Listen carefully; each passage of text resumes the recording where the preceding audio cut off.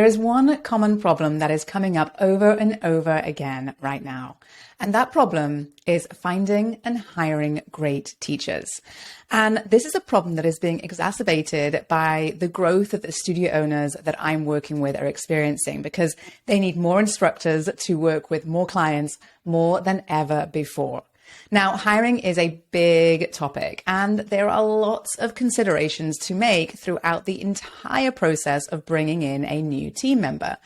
But in this episode of the Pilates Business Podcast, I'm going to help you put your best foot forward and start at the very beginning with a winning job description. Well, hi there, I'm Seran Glanfield. I'm a business and marketing strategist just for boutique fitness studio owners like you. If you're ready to be inspired and make a bigger impact, you're in the right place. All you need are a few key strategies, the right mindset, and some support along the way. Join me as I share the real-life insights that will help you grow a sustainable and profitable studio. This is the Pilates Business Podcast. Welcome back to the Pilates Business Podcast. I'm Seran. Thank you so much for joining me today. Now, it's been a while since I spoke with you about building a team, but it's funny because it's actually something that I speak to my studio owners about each and every week inside of my Thrive program. Because as you grow, what you need is you've got more clients, you need more teachers to help you to teach those more clients, right? And this is often when we go into the hiring phase, it's a new phase of business growth. And when hiring becomes a breeze for you, when it's easy for you to hire, when you know how to do it and you're confident in your ability to hire, the potential for your business growth just explodes. And so hiring is something that I really recommend that you get comfortable with and you learn how to do well. And there are lots of different things that you can do along that process, like I said, of hiring, that really makes it simpler for you, but also more effective for you when you know how. Because, managing people and hiring is a real challenge for most studio owners, for many studio owners. The more people you have in your business, the more people you have to manage. And hiring is a big topic. And there are lots of things, lots of considerations that you're going to want to make throughout the entire process that will have an impact on how successful you are in hiring the right person for your business.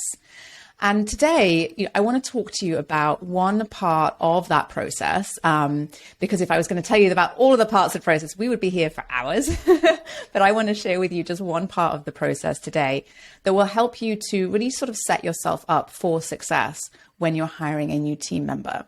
And it's often the step that is most overlooked in the whole process. And that is putting together a job description, a role description for that, the role of a teacher or a front desk person or a member support, whatever the role is in your business. Putting together that job description is super helpful and super important. And it also really does set you up for a successful hire. And there's a couple of different components and ways to think about this and things that you can do that really do inform whether or not your new hire is the right fit. And it's both the first impression that they will get of your studio, but the real benefit, I think, of putting together a role description is that it actually helps you to clarify the expectations you have for that role. Okay. So should we dive in and talk about it? So hiring, I would say hiring great people starts long before you get applications, long before that person starts that first day, although that's often where we're most focused. We're most focused on that sort of first day, getting them up to speed, getting them teaching in your studio and, being able to sort of move on and grow our businesses, right? And when we don't take the time to lay out the expectations, it often leads to long-term problems down the road. And this is one of the biggest mistakes that I see when it comes to hiring, truly, is that if you don't take the time to lay out what it is you're looking for from that role position and from that position, you end up not being able to communicate what it is you need from the very beginning, which is very challenging them to sort of adjust down the road. And so this process starts truly with you as the business owner stepping into that CEO role that you are and taking time to think about what it is your business really needs, what you're looking for, what your business needs you to look for. And on top of that, what would make working in your studio fun and interesting and compelling for the ideal teacher or the ideal new team member, right? And when you're really clear about this, you can be clear about communicating this. So it's funny because, I've been talking a lot about your ideal client and working with the right people in your business from a client perspective. And many of those same theories, concepts apply to how you think about hiring your teachers as well. And when you second to, getting clients in the door and being appealing to your clients, you want to be a place where teachers want to work, right? And so you want to be thoughtful about what that looks like and how you can sort of share and communicate how special your studio is to work, so that those teachers that you want to hire get a really good idea before they even walk in the door about what they're going to experience as a teacher in your business. And so we see a lot of similarities between how we think about bringing in new clients to how we think about bringing in new teachers. And I actually just recently got a message from a studio owner that I had met at a conference a couple of years ago, who had talked to me about how she was having a hard time back then with finding the right people to work with her, right? The right teachers and how to bring them in and how to manage them effectively. And I said to her at the time, that you have to treat them a little bit more like you treat your clients. And your teachers are a very important, integral part of your business and your ability to grow your business and your ability to take time out of your business. And so you want to be thoughtful about, how you're bringing people in and how you're training them up, and that you're supporting their career path in your business. And, I didn't see that person for a long time, but she just sent me a message last week and said, "Oh my goodness, Seran, I had to reach out and let you know because I didn't like what you told me. I didn't like your advice back then, but I thought about it and I did it anyway. And now I've got a fabulous team of teachers and I've been able to grow my business." So sometimes it's not always what you want to hear that is what you need to hear. But this is something that if you can make it work in your studio will be stronger for it, right? Because when if you're not clear from the very beginning about the expectations you have for that teacher, and then they show up on that first day and they teach that client and then they leave, or they come in and they teach their two clients and then they leave, and then perhaps they don't do some of the other things that you do, or you would expect them to do, or you would hope that they would do, because they may not be aware you even need them to do those things if you haven't communicated them. And if you want, it's much, much easier to be clear from the very beginning about your expectations versus trying to fix it down the road. Because what happens when these situations, if left unchecked, they can lead to frustration on behalf of you, the studio owner. And, it can lead to perhaps a long-term unhealthy working relationship, which just makes things very sort of difficult. And the longer these things go on, often the harder they are to fix and the more difficult they become. And when it comes to managing people, a lot of the way that we avoid issues arising is with having very clear and open communication. And in the worst case scenario, I've seen studio owners who ultimately end up being the catch-all for all those tasks, all those little things that perhaps you'd like your teachers do, but your teachers are not doing. And you end up taking time doing all of these tasks, which is time that you could be spent doing things that would be growing your business and building your business, and would be more sort of revenue generating for your business. And so we want to make sure from the very beginning that you are clarifying what the role entails, the responsibilities of the role, and it helps you as a studio owner and the new team member to be on the same page. Okay. Now, that said, we all know that our industry is fiercely competitive and that teachers have choices for where they teach. I've heard a lot of stories recently about how teachers have, been offered work at many different studios. And so we know that this is a competitive industry right now. We know that there is a shortage of teachers. And so we want to make sure that your studio, as the studio that, that is hiring, that you are able to attract teachers into your studio, that you're able to bring them in, and that they know what makes your studio special and how you're going to treat them and how you're going to make sure that they are in a role that fits them, right? And so before we even dive into what that job description should look like, hiring, I just want to mention real quick that hiring is it's something that you like I said, you want to get good at, but it's also something that you're going to need to carve out some time to do, right? And so when we think about hiring, we don't want to wait until our schedules are already full and we have zero time to dedicate to it, because you won't have the time you need to do some of this pre-work, to interview the right candidates, to assess the applications, right? So we want to make sure that you are very proactive with your hiring and you're anticipating the needs of your business as it grows. So if you're seeing your business grow, if you're seeing your schedule fill up, if you're seeing the schedules of your teachers fill up, you want to be aware of, at what point you want to be then hiring that next teacher and what that role would look like. So the very first thing you want to make sure you're doing is you're carving out time on your calendar to do this work. And if you have got sort of admin or office hours, then this would be a great time to do that. And so you want to make sure that you are carving out time to write the job description, to assess the applications. And you've got a bit of a timeline for how that is going to happen, because you're not going to hire. You're not going to, you post the job and hire someone in 1 week. It's just highly unlikely that will happen. And so you have to carve out the time and dedicate the time to your hiring process. So that's the first thing. It doesn't just happen on its own by itself. You have to be intentional about it. Now, the next thing I want you to do is I want you to open your notebook, open your computer, and I want you just to write down all the things you want this person to do.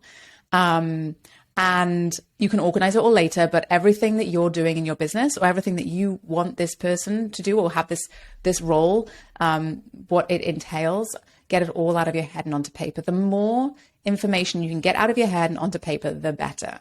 And what I often see is that if you have been in doing what you do for a long time, there's a lot of things that you do just sort of automatically. You're just doing them subconsciously almost. You're just, it's how you perhaps pick up after, you taught a client, or how you end a class, or how early you come to the studio before your first client, right? These are all small things that you're probably doing, and you probably have a preference for how your team would do it also. And so it's really important that you get this onto paper, because you can organize it all later. You can make it flow as nicely as you want to later on. But the first thing to do is to get it all onto paper, okay? And then once you have caught it, sort of the role and the job, the sort of the tasks, the responsibilities, what you want this person to do in your business, you then want to take a new sheet of paper, and you're going to want to think about what would make your studio a great place to work. Are you collaborative? Is there room to grow? Do you have clients waiting for them? Are you going to be able to offer them a starting specific number of hours of teaching? Are there perks for the teachers? Do you offer continuing education workshops? Do you offer any bonuses? Is it a fun place to work? Are you a great team? Or is it a small and quiet studio? Whatever it is, you want to also write that all down, okay? Because once you have both of those things, you now have what you need to organize and start with the information that you need to share, okay? So you want to start with having the job description. Really should start with an overview of your business, okay? And you'll want to share a little bit about your brand promise and your core values, about what you care about in your studio, so that the person reading it will identify as someone who associates with that or not, right? And they'll also know what matters to you in your business and the way that you sort of run your business and the way that you treat your clients, okay? And if that's something that they are into, then they will proceed with the application. But if they read that job description of your studio and how you kind of work within your studio, and it doesn't really jive with them, then they're gonna move on to the next, okay? But inside of that, you also want to share very clearly about, what you offer in your studio and a few of those sort of nuts and bolts information as well. So that's kind of the beginning of that job description. It's a summary of your business, of your studio, and how you work with your clients, and what you're kind of all about. All right. The next part of the job description is an outline of the role itself. And, these are often really nicely sort of, if they're placed into bullet points, so they can be easily sort of read through by the reader and organized by yourself. And so you want to outline very clearly the responsibilities of the job, as well as any specific tasks. And I would recommend that you don't sugarcoat perhaps the things that you may see as less desirable parts of the job. So if you expect your teachers to clean up after the studio after their class, then you will want to be clear about that in the role description. Okay. Whatever you expect this person to do in terms of tasks, you want to make sure you're putting that inside of the responsibilities of the job. So it's very, very clear. Okay. And then if there are any sort of other deliverables, so any admin tasks, team meetings you're expecting them to attend, any continuing education you expect them to attend, you'll want to clearly lay out what these other expectations are and how often they will be required. Now, towards the end of the job description, you will also want to include some indication for the compensation and what type of agreement will be in place. Is this a contract position or an employee position? And you'll want to make sure you're well aware of the legalities around hiring before you go down this path. And you will have to I would speak with a lawyer and who is aware of your business model, and your requirements at all levels before you put anything on paper. Okay. And so you'll want to be clear about that as well. And then the very last thing to include in your job description is what they need to do to apply. So the next step. And this could be submitting a resume. It could be a cover letter. It could be a short video. It could be completing an application form. And you'll want to let them know what that first step looks like. Okay. And within that, you may also want to add a deadline for applications so you can manage your time accordingly and know when you're applying, you're going to need to take the time to review all of those applications. Now, this is one step of the whole process, and having this clear for yourself, but also the process mapped out for the application for yourself as well, is also really, really important. So this job description is really that very first impression that you will make with your teacher and any other team member who is going to become a vital part of your growing studio business. So you want to make it as clear, as simple, but as compelling as possible. And you also want to make sure that you're making that great impression and you're making the application process easy and straightforward. Okay. So I hope this is helpful to you.